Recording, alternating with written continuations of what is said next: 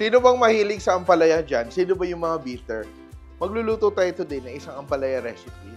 Very familiar, pero sigurado akong medyo mapapasarap kayo sa version natin today. And I will prepare my ampalaya. Tanggalin muna natin yung ating mga buto-buto. At gagawin natin siyang masarap at masustansya na ulam to be paired with corned beef. And I will just slice our ampalaya into thin strips. Karaniwan lang, no? And we will just put our ampalaya into our bowl. Then kailangan natin ng asin. Set aside natin ng konti. Ihiwain natin yung ating sibuyas. Sibuyas natin. Ready. At meron tayong itlog. So, gagamit tayo ng 4 o 5 itlog, whole eggs, yan, which we will scramble. Very familiar, pero I will show you how I do it. Yan, 5 itlog. So, kasya to sa buong pamilya. Ating recipe. O, gawin na natin 6 na itlog. Enough protein for everyone. At gagamit tayo ng Maggi Magic Sarap para sa ating egg. Yan, para malinamnam yung ating scrambled eggs. Initin natin yung ating pan. Oil. Lalagyan natin yung ating 6 scrambled eggs. Lalagyan natin. Let that cook. Mixer natin. Slow scramble lang natin para maging nice and very creamy yung ating eggs. At pag ganito na yung ating egg, medyo malasado pa, pero nag-curdle na, tatabi na natin yung ating mixture. Scrambled eggs to the side. And on the same pan, we will saute our garlic and our onions. Bawang. Sibuyas. Ang ating ampalaya, medyo nagtubig na dahil sa ating salt. You can squeeze out the excess juices. Tatabi na natin to at hugasan. At ngayon, lalagay natin yung ating corned beef. Isang lata ng corned beef. Mix, mix, mix. Gisa-gisa. Lalagyan ko ng konting tubig. Konting patis.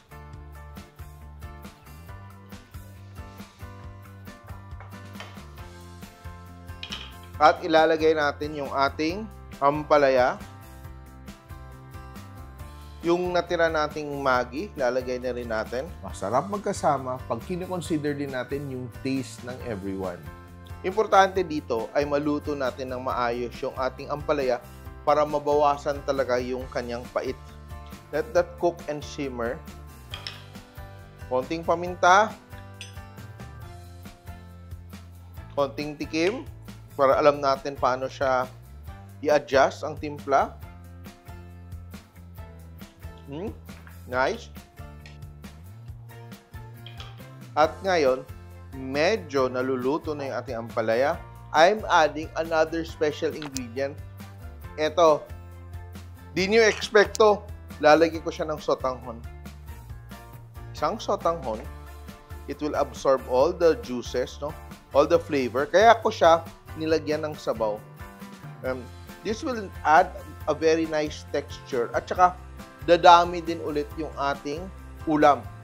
Pwede mong gupitin yung ating sotanghon. Mix natin to combine. Let that cook.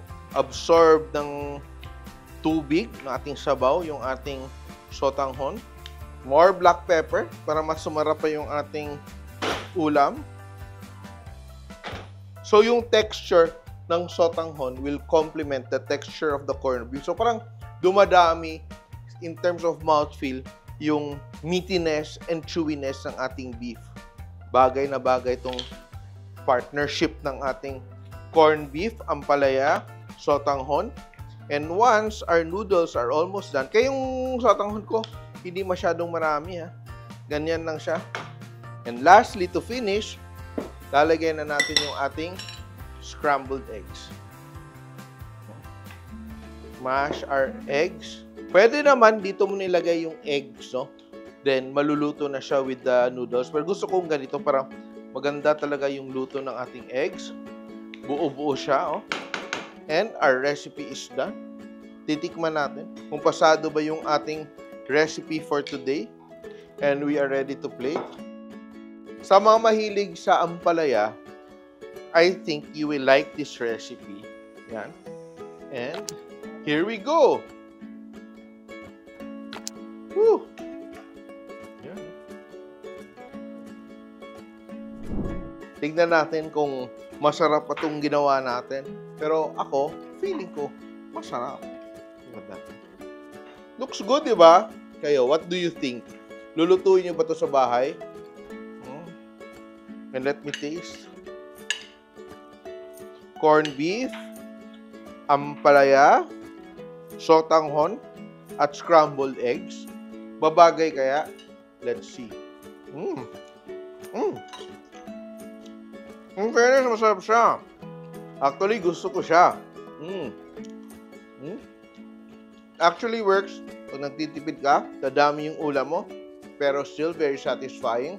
Ginisang ampalaya na may corned beef at sotanghon. Simple.